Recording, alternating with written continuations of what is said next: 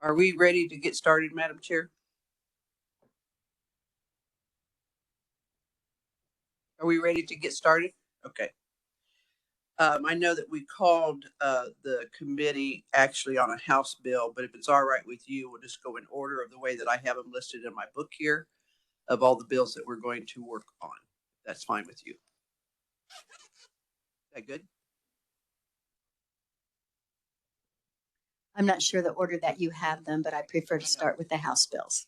131 is the first bill I had here on my list. I understand it is, but I would have to call that committee. So we would call that later today. So we could start with the House bills, Madam Chair. Okay. You do realize that we called this committee for all bills in conference, inconferenceable, so that we could finish up this morning. And that was our discussion in our meeting this morning. I appreciate that. And if we want to do that, that's fine. I'd rather start with the House bills, Madam Chair. We will start with the House bills, but I may not be available the rest of the day for conference is what I'm telling you, Madam Chair. It's fine. We can start with the House bills and then we should be able to do 131.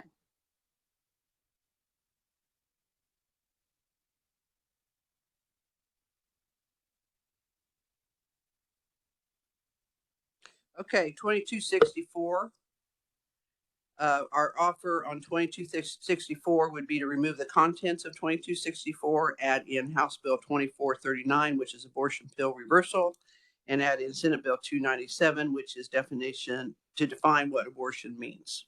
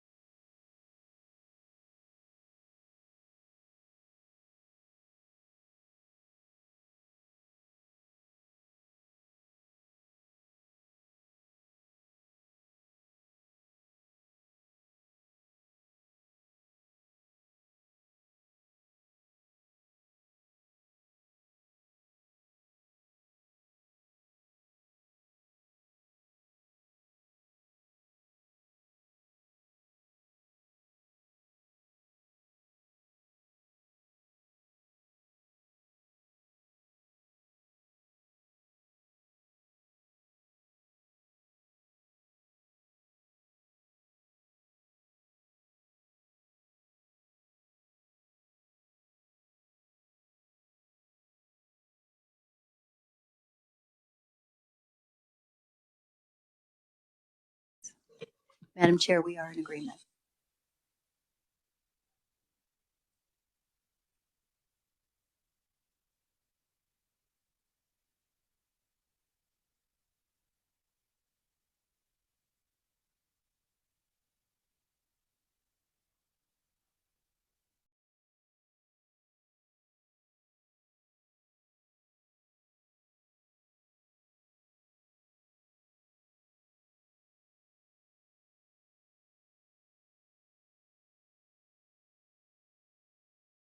Got 3 signatures on this side. Do you have 3 signatures on it? Okay.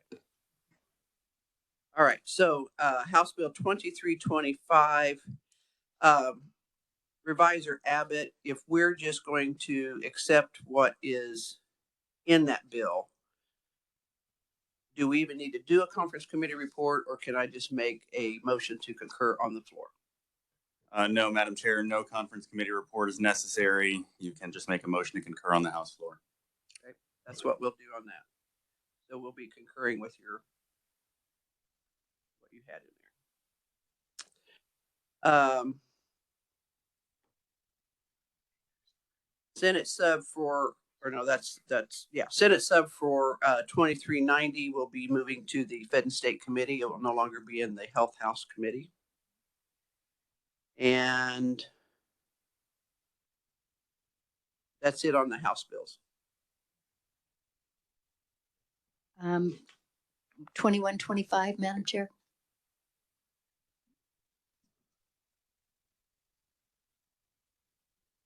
The body art bill, and on the Senate side, That was we not included, discussed in our meeting this morning, Madam Chair. that it was in conference committee.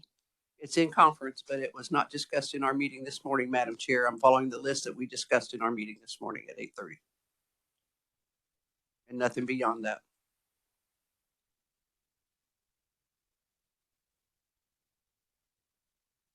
So you're saying you would prefer not to discuss it at this time? This is the cosmetology board, That's it. the two bills that go together. It was not discussed in our meeting this morning, Madam Chair. I can't make myself any clearer.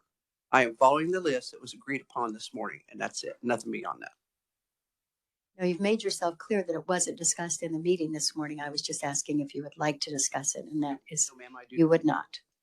So then we're ready to move to 131.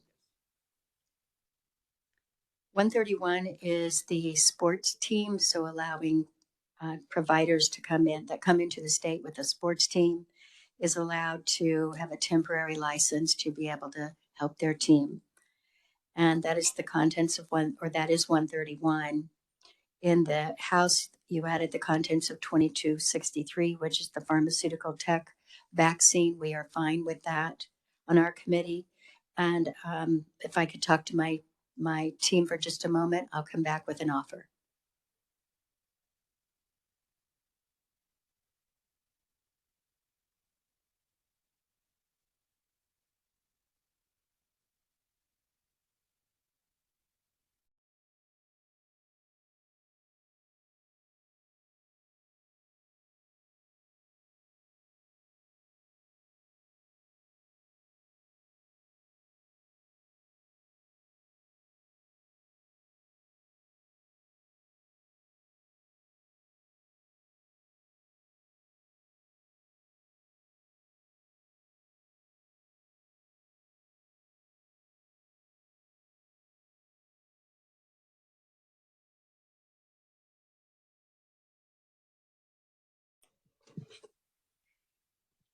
Madam Chair, now our discussion is in conversation this morning that currently in the House version 2263 or 131 included 2263, but it also included 2264. Was our agreement that 2264 would not be included? Is that correct?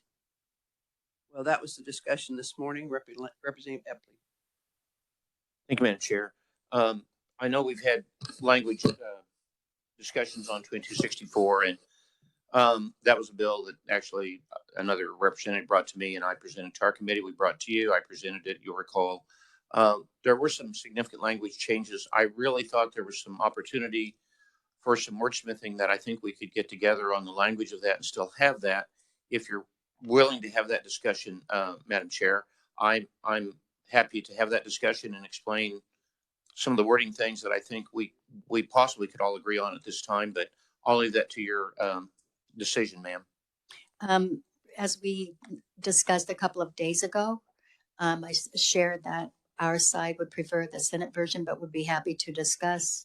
But since I hadn't heard back, and we're right at the 11th hour to be able to do this, I'm thinking we're kind of at a standstill. We all agree that patients should not be left alone, but as to the language we were saying require, your side was saying may, and there was some other language differences. I think we both agree on the underlying purpose of the bill. So I would say at this point, since this may be the only time that we get to meet, if we can come into agreement that we would not include 2264 in 131. And I would leave that up to your side. If you think we have the time to discuss that, I'm not sure we do at this point.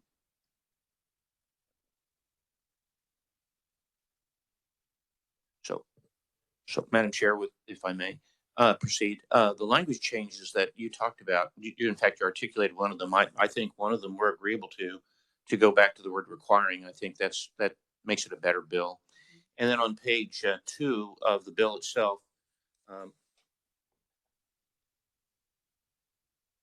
this was a pesky wording change on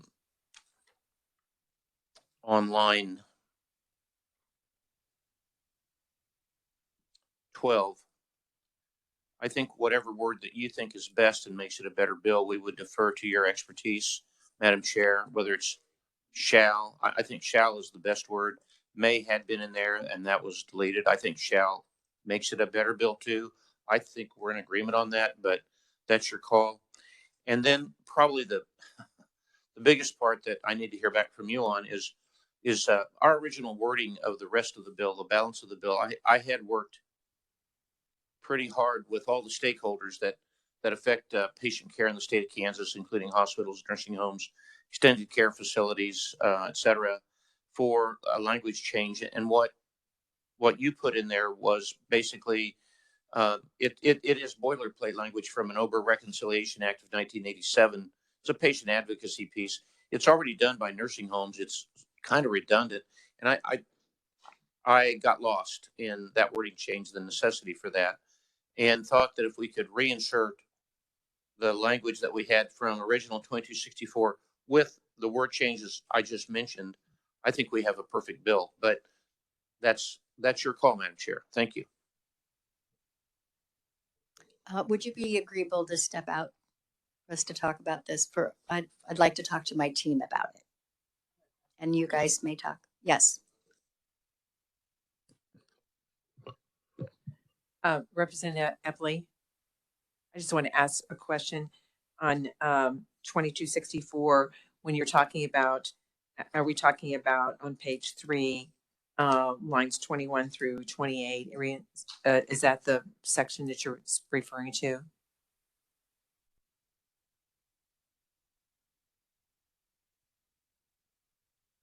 Yes, yes, Senator. That's the section specifically that you're referring to as the language that you worked on. And then you said the word shall.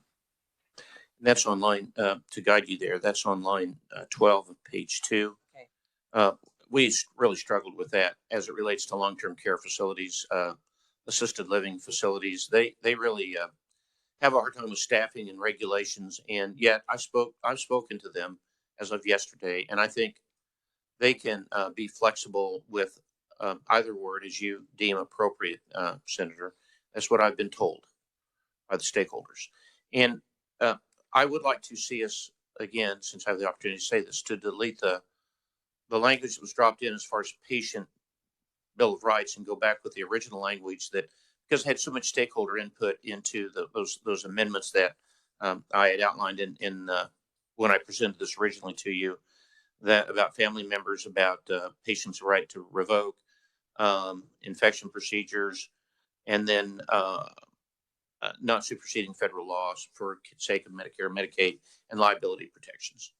Thank you. And that would then, so what you're talking about would be then section 2, starting on line 29 on page 3, going over to page 4, that new addition. Correct. Thank you so much. Representative Epley, you were talking about the nursing homes, et cetera, but this would apply to all the facilities that were mentioned in this bill. So it would include hospitals.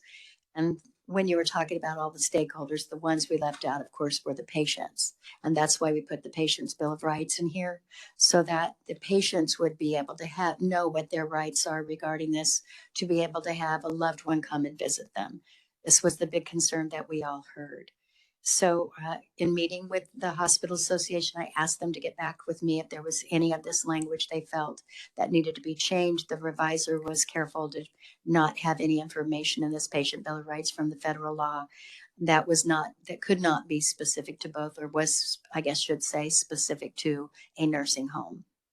That's why this was put in there. Madam Chair. Thank you, Madam Chair. Again, I've had discussions as of yesterday with the Hospital Association, and they feel that this language in that additional language that you brought into this really applies only to the nursing homes and not to hospitals. It has practicality issues and application for hospitals that they can't. because it specifies things that they perhaps can't comply with. It's different for a hospital than a nursing home. And if you ask me the specifics of the differences, I would have to defer to the hospital association. But they told me that they would have that this would be very it would be very impractical for them to try to comply with that new language from the OBRA Reconciliation Act that was put in the Senate side, Madam Chair. And I appreciate that. But as I said, when I met with them this week, and I said, can you tell me specifically where you feel like you could not comply? I have yet to receive an answer. And I would just say, we are in agreement on the shall. We are in agreement on requiring, because again, I feel like it's rather neutered if we're not saying, the whole purpose, of course, is saying you must let visitors. And of course, it clarifies in the bill, if you have the individual does not want to have visitors, nobody's going to make them have visitors. And if they're in a special situation, like an intensive care, that the facility can indicate maybe only 2 people can go in, that's clear in the bill. But I can tell you now, we feel very strongly about the Patient's Bill of Rights to protect patients, as they are the major stakeholder in this. And thank you, Madam Chair. I'd like to confer with my committee, if just right here at this time, just And for a we few will minutes. step out and confer with our committee while you do the same. Okay, thank you, Madam Chair.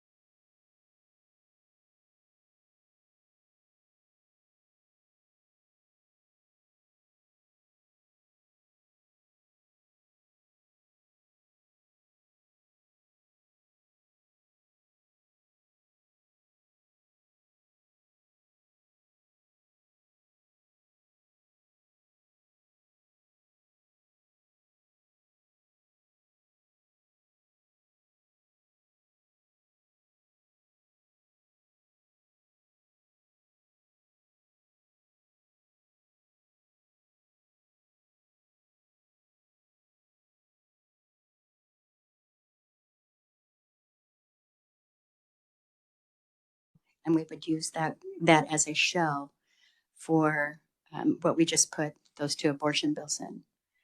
So what I would like to see, because the cosmetology board was very concerned about, we have the cosmetology board, we have the nursing homes, who is responsible for overseeing the cosmetologists and barbers in nursing homes, and really requested that this bill be worked. And again, I think it should just be, we would concur with what was done with 2125 and 2408.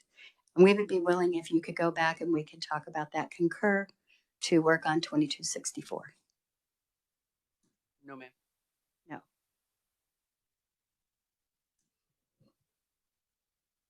If you want to remove 2264, that's your decision to make.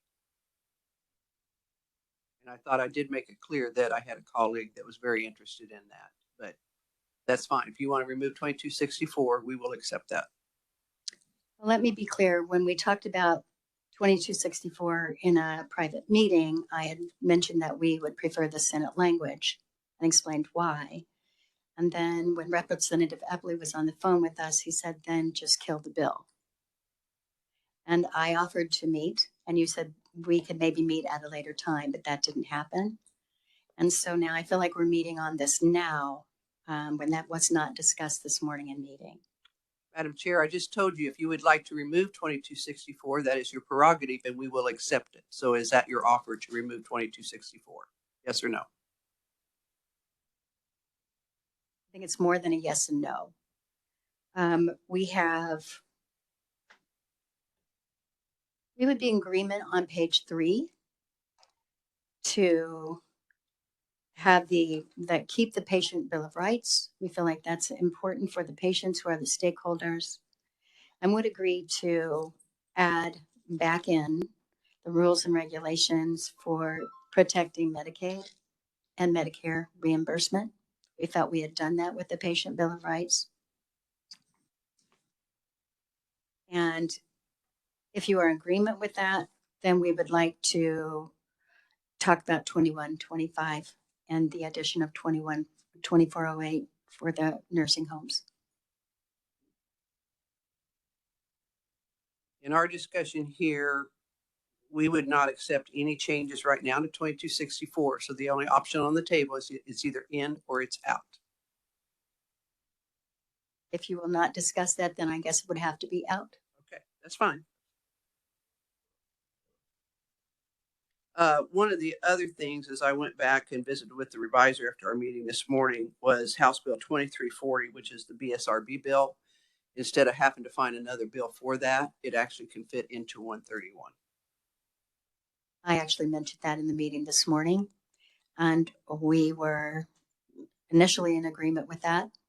I understand that there should be an amendment added to that, and I think that we are waiting on that amendment. What's the amendment?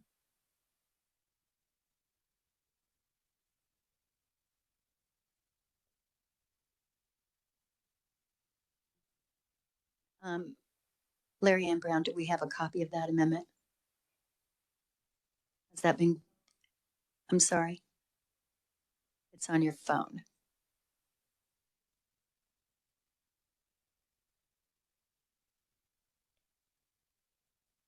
Can you tell us what the amendment is if you'll step up to the mic? This is kind of unusual, but if you'll explain it, because this was not discussed this morning. Thank you. I'm Larry Ann Brown. I'm here on behalf of the Children's Alliance. There was an amendment that was supposed to be offered on, I believe, on the Senate floor at some point. Has to do with the FQHCs.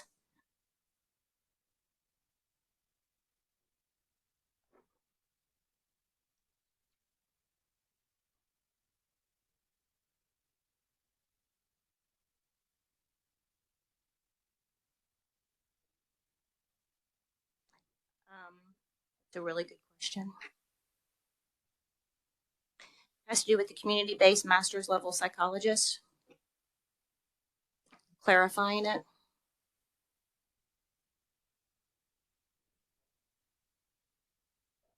The amendment that you added in House Committee needed to be clarified a little bit with when it comes to how it affects the FQHCs.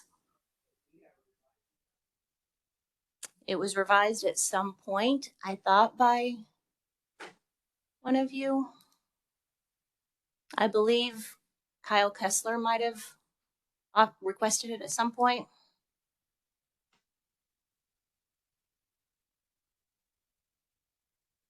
Madam Chair, if we could recess for a few moments, I've just been told that we need to go down to vote and then we can come right back Okay, up. that's fine. We'll just wait.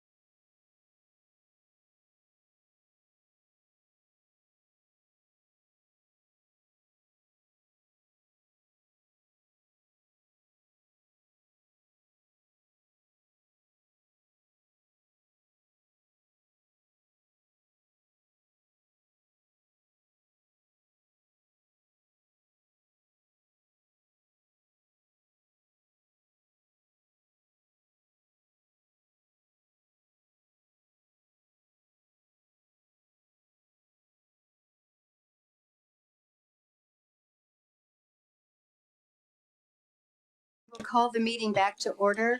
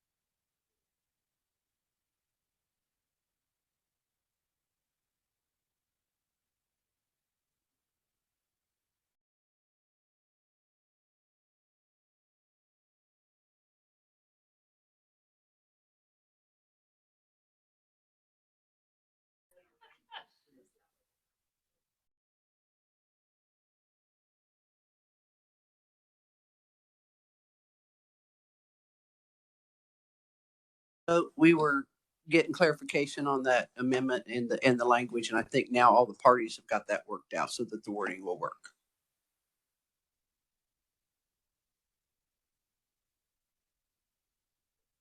Kyle, would you be willing to come to the mic to explain the amendment to us?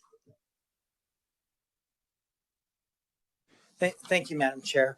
Kyle Kessel with the Association of Community Mental Health Centers. And what our amendment does is just expand the community treatment license to cover outside of community mental health centers. It would also cover federally qualified health centers, private treatment facilities such as non-CMHC substance use disorder providers, and psychiatric residential treatment facilities. So it just captures an additional group of safety net providers. Are there any questions? No, ma'am.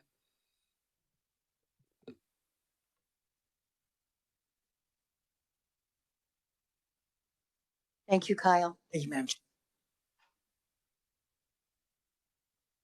At this point, it's unusual. We haven't discussed this, but I understood that there was an amendment and that it probably would be the time to bring that forward.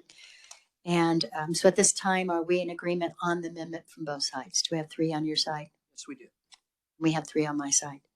So we will move to the offer, which is the Senate Bill 131 with the contents of 2263 that are currently included in the bill. And we will add 2340 as amended. All right, let me check with one thing. We had an concern raised on double dipping. Have we resolved that issue or we're going to modify some language?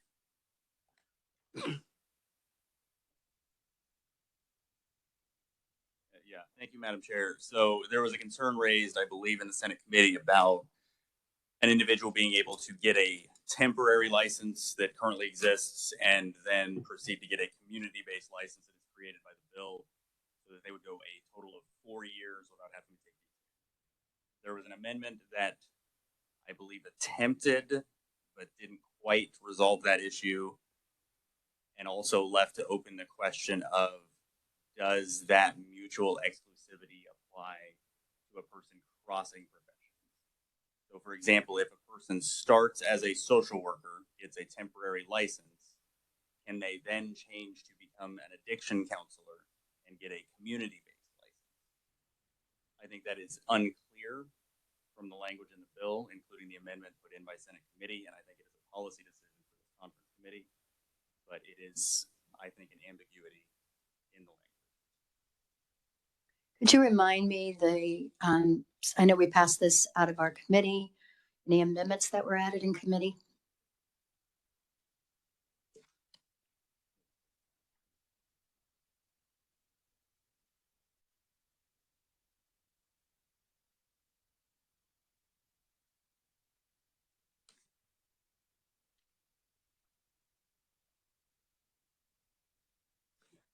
Yes, Madam Chair. So the first instance of this language that seeks to resolve this double dipping issue is on page 9 of the bill as amended by Senate committee. This begins on line 17, excuse me, the new paragraph 6. A person shall not be issued a community-based professional counselor license if such person has been issued a student temporary addiction counselor license. And then similar language was added also for the other professions and other places in the bill. The language is the same, it just names the different professions.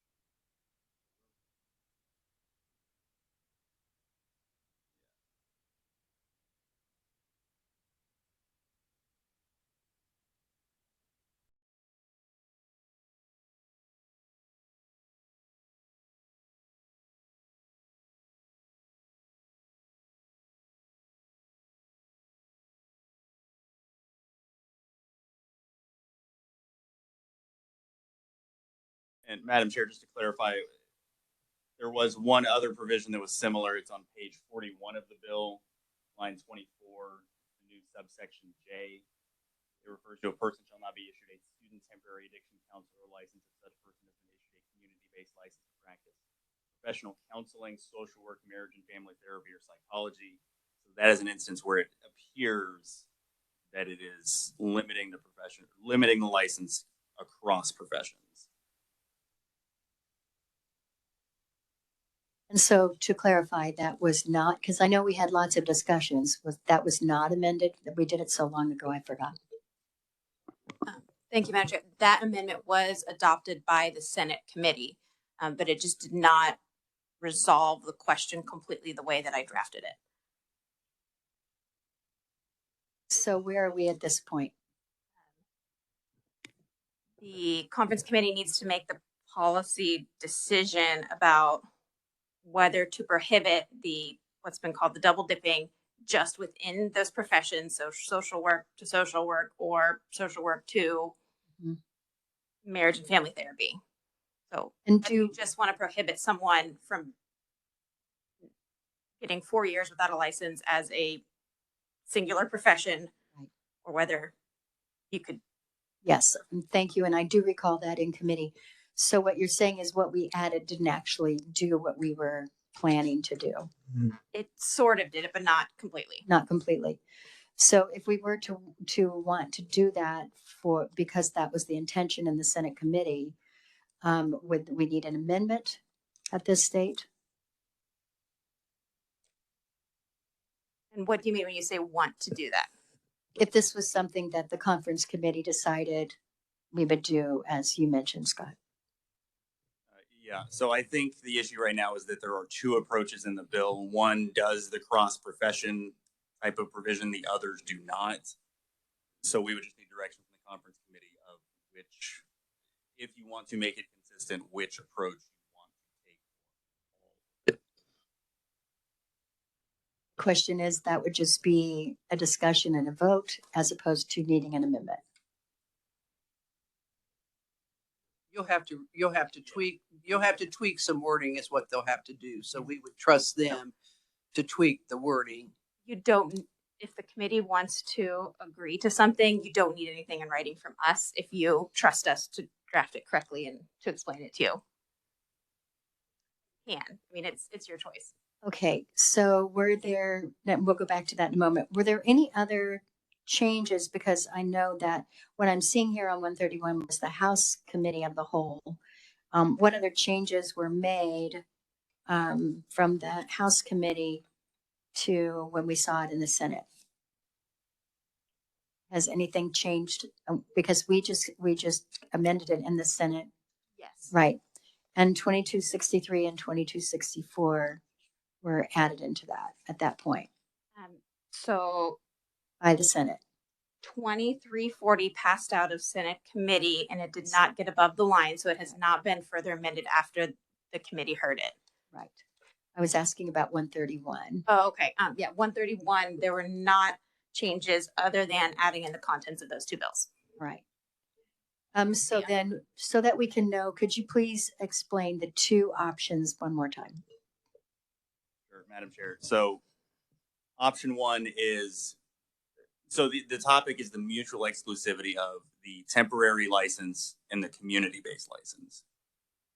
Option one is if you get a temporary license, you cannot get a community-based license in that same profession or any other behavioral sciences profession.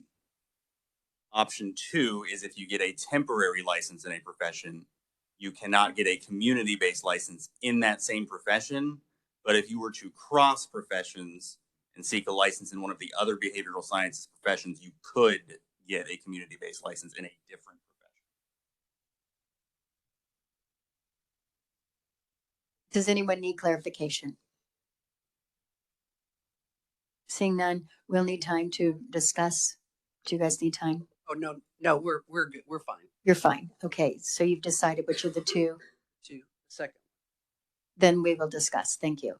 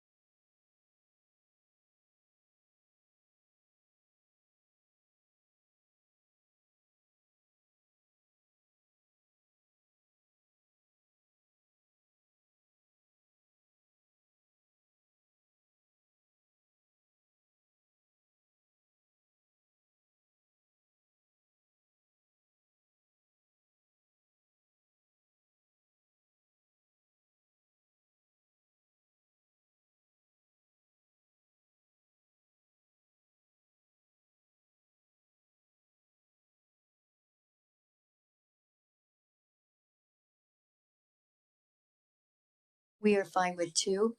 So I think we have 3 on this side and 3 on that side. Yes, Madam Chair, we do.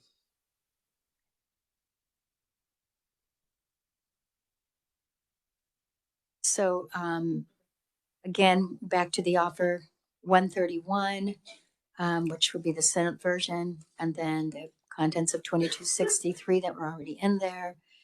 Without the 2264, add 2340 as amended in conference committee. Yes, Madam Chair, we're in agreement.